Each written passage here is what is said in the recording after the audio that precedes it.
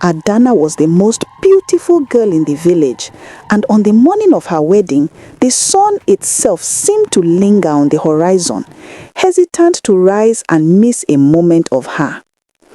The air thrummed with celebration. Drums conversed across the rooftops, their rhythms weaving through the laughter of children and the ululations of women who sang until their voices cracked. It was a joy so potent it felt dangerous, a happiness so full it made you press your hand to your chest, afraid the heart might simply give out from the weight of it. The groom, Obi, was a stranger who arrived with the dust of a distant, unmapped town on his sandals. He came bearing bags of gold so heavy they silenced the whispers of the elders before they could even draw breath. He was a towering figure draped in fine silk that seemed to trap the sunlight rather than reflect it. His face was handsome, possessed of a symmetry that felt less like nature and more like craft, the polished perfection of a carved mask, untouched by the messy erosion of living. They danced in the village square, and it was there, amidst all that clamor and color, that the first note of discord struck.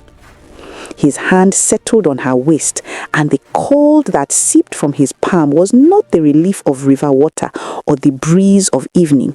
It was a stagnant chill, the temperature of a room that had been sealed for a very long time. Adanna's smile stayed fixed. A bride must smile after all. But behind her eyes, her thoughts went very still and very quiet. She searched his gaze. In the eyes of a man who loves you, there is always a small movement, a flicker, like a candle trembling in a draught. Obi's eyes were different. They were obsidian pools at midnight, water that had never known a ripple. The sun beat down with merciless intensity, slicking the skin of every dancer with sweat. Yet, Obi's brow was dry. His collar was pristine. Not a single bead of moisture dared to cling to him. A beautiful flower does not always grow from good soil. Adanna pressed closer and told herself it was only nerves, an overactive imagination in a nervous bride. The drums were thunderous. The feast was rich. She let the noise of the crowd carry her, and she danced, and she laughed, and she pushed the coldness of his touch into the darkest corner of her mind. She had been pressing things into dark corners her whole life. She was very good at it. The cold did not stay. They moved to a small house at the forest's edge, where the trees grew so densely that noon felt like twilight. Adanna threw herself into the role of wife with a focused, almost desperate energy. She pounded yam until her muscles screamed. She stirred egusi soup until it was thick enough to hold a spoon upright. She set these steaming labors of love before her husband with pride, the way her mother had taught her. Obi would sit across from her and watch the steam rise in silence. Not a grain of yam, not a drop of broth ever passed his lips. "I am already full from the love you give me," he would say, but his voice had no vibration of life in it. It sounded like dry grass whispering in a vacant lot, brittle, hollow, belonging to no one.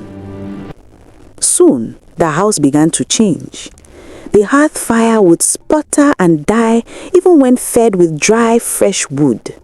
The walls absorbed a smell Adanna could not name, until one night, after heavy rain, she stepped outside and smelled the wet earth and recognized it. The house smelled of freshly turned soil. It smelled of a grave dug deep and shut tight. She stopped singing. She did not notice the song leaving her.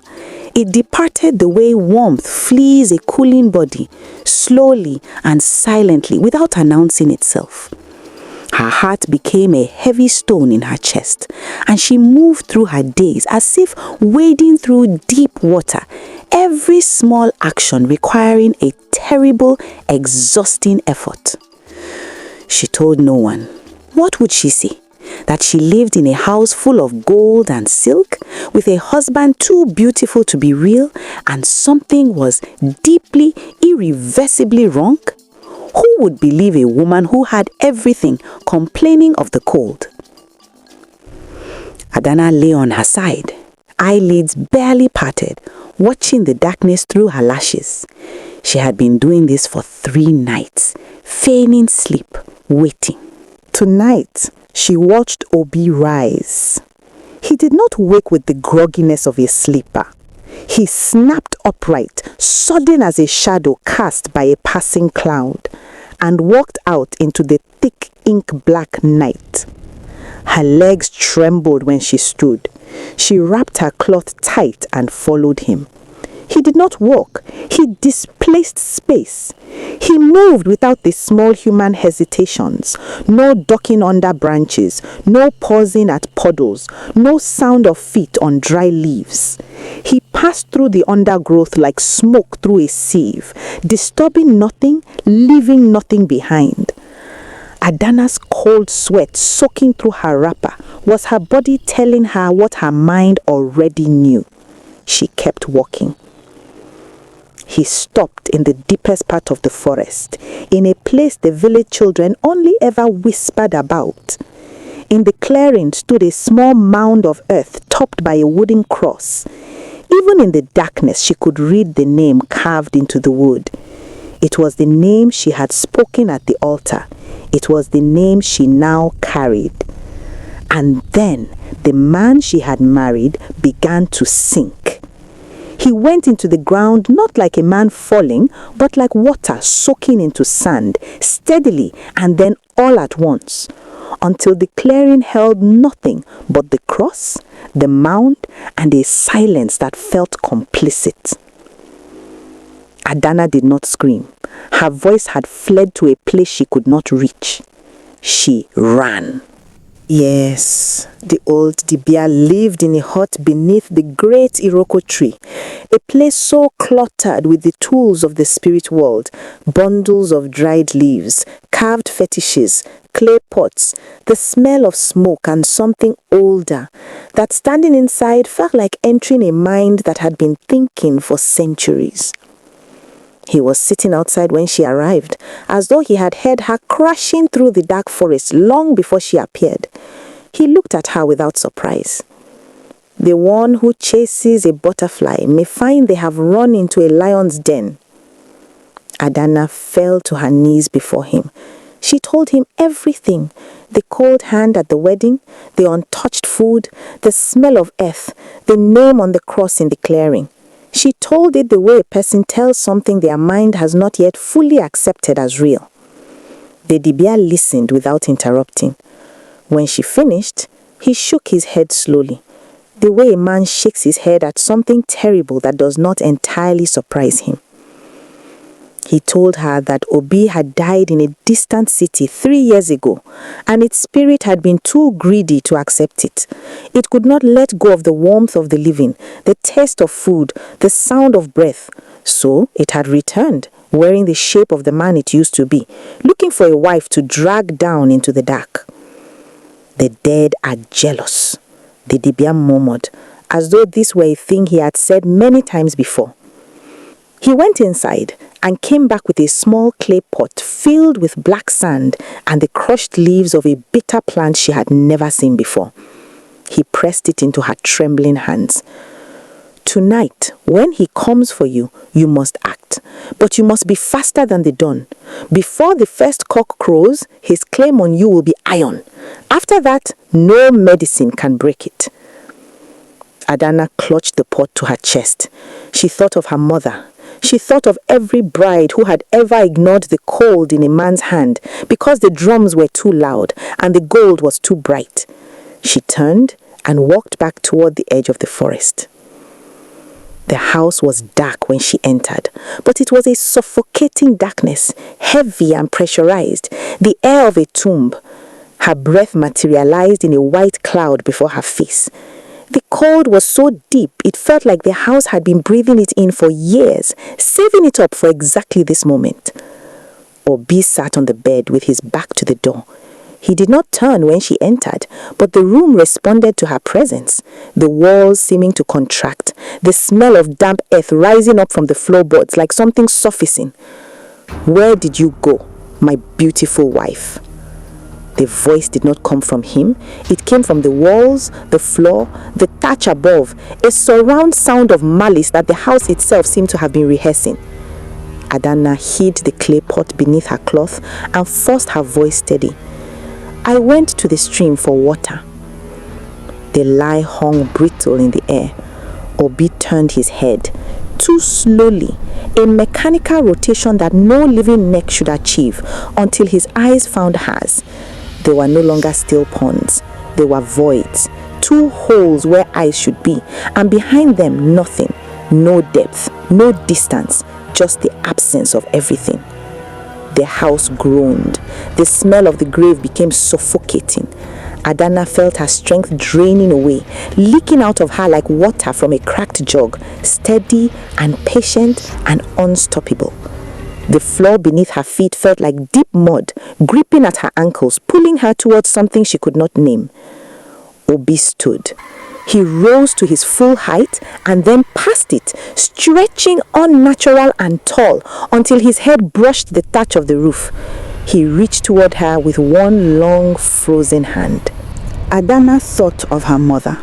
She thought of the dibia and the quiet peace in his eyes. The peace of a man who had long ago stopped being surprised by the greed of the dead. She thought of the song that had left her without saying goodbye. She thought of every ordinary thing, the heat of a fire, the smell of good soup, the rough laughter of people who sweat in the sun, and understood they were not ordinary at all. The sun does not kill the person who stands in the truth. She ripped the clay pot from beneath her cloth and hurled the black sand and bitter leaves against his chest. The sound that came from Obi then was not human. It was layered and ancient, the cry of 1,000 voices that had been silent for a very long time, all crying out at once. The house shook on its foundation. His form began to unravel. The fine silk blurred. The handsome face dissolved. The carved perfection gave way to the truth beneath, bone, shadow, and the desperate shape of something that had refused for far too long to let go. Adanna did not close her eyes. When the first light of morning reached through the window and touched the floor, Obi was gone. In his place lay a small pile of grey dust and the fading scent of rain on dry earth. The warmth returned slowly, uncertain at first, then fuller, then whole. The air was clean. Outside, a rooster crowed. Adanna walked out of the house at the edge of the forest and did not look back. She left the gold behind. She left the silk. She understood now what her grandmother had known, that wealth without a history is merely bait, and a man without a past has buried it somewhere the living should never follow. She returned to her father's house as a woman who had peered through the veil between the living and the dead and come back breathing. She was changed. How could she not be? But she was alive, and in time she discovered that ordinary life, the heat of a fire, the scent of good soup, the rough-edged laughter of people who sweat in the sun, was not ordinary at all. It was the only miracle she ever needed. She grew old in that village. Whenever a stranger arrived with eyes too bright and pocket too full and a smile that never reached anything living, she would sit with the young women and tell them this story. Not as a warning, not with fear in her voice, simply as the truth. Because some stories, if told clearly and passed from mouth to mouth, can make a person pause and ask themselves a single question. Does this man sweat in the sun? And sometimes that one moment is enough.